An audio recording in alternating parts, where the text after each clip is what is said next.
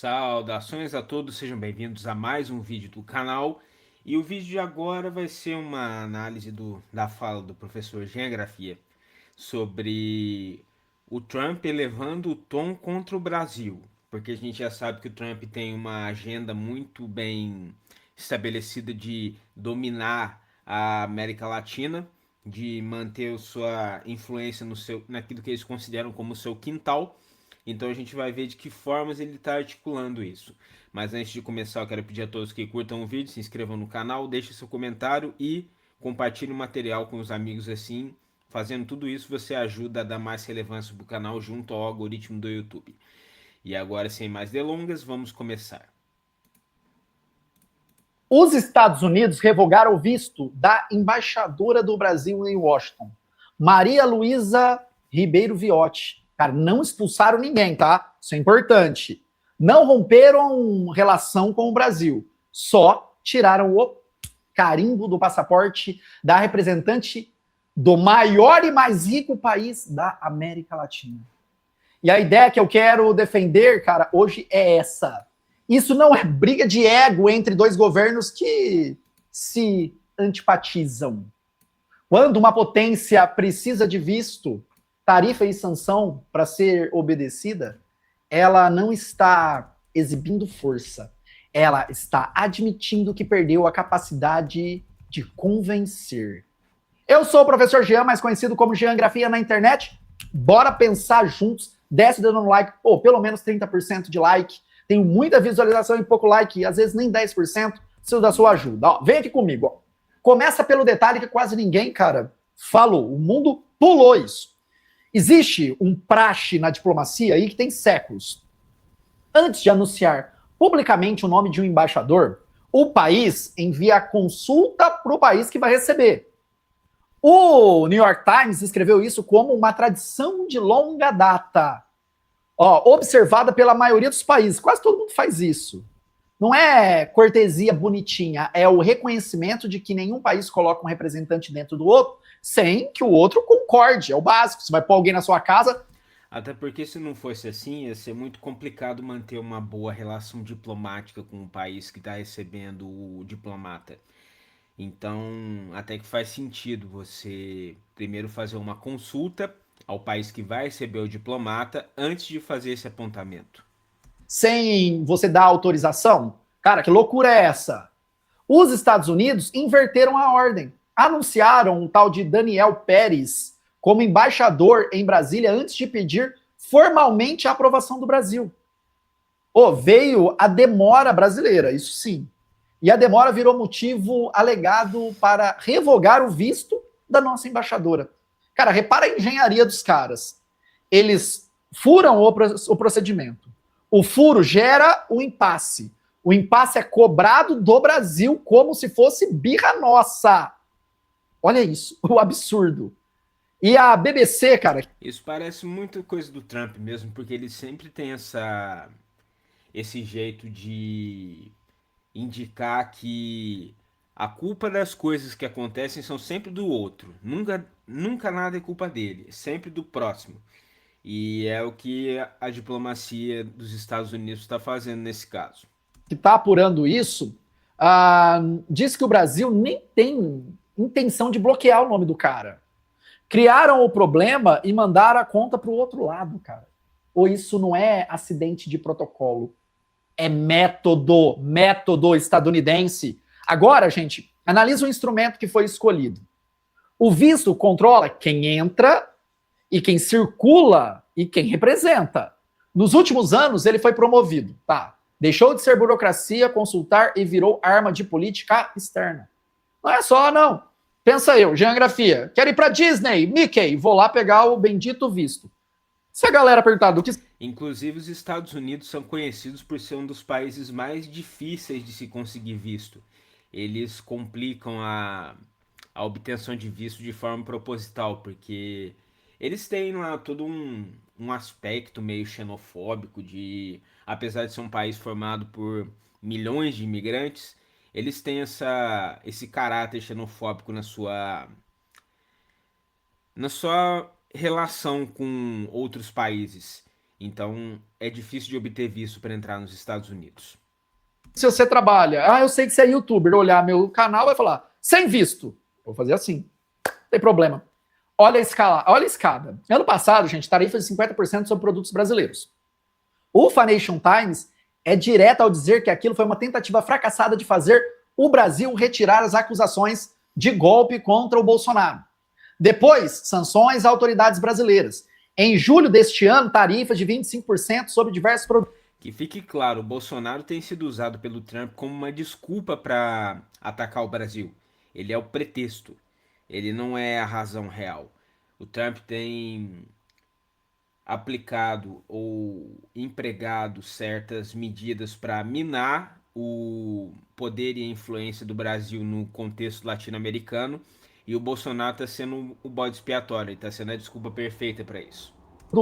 Agora, por alegada prática de comércio desleal, se os Estados Unidos têm superávit, o Brasil negou o visto a 2 funcionários do Departamento dos Estados Unidos que vinham questionar a integridade das nossas urnas. E agora o visto da embaixadora. Tarifa, sanção, tarifa, visto. Nenhum desses é um instrumento de negociação. Todos são instrumentos de coerção. Você não está sendo convidado para a mesa. Está sendo convidado até ceder. Até ceder. Outros órgãos de mídia publicaram a frase que fecha esse raciocínio. Uma autoridade estadunidense de alto escalão disse, sem se identificar, que devolve o visto assim que aprovar o Daniel Pérez. Lê de novo. O visto de uma embaixadora virou condicionalidade. Você me dá o que eu quero e eu te devolvo o direito de circular, porque isso é um direito. E por que o Brasil? Por que o Brasil, cara?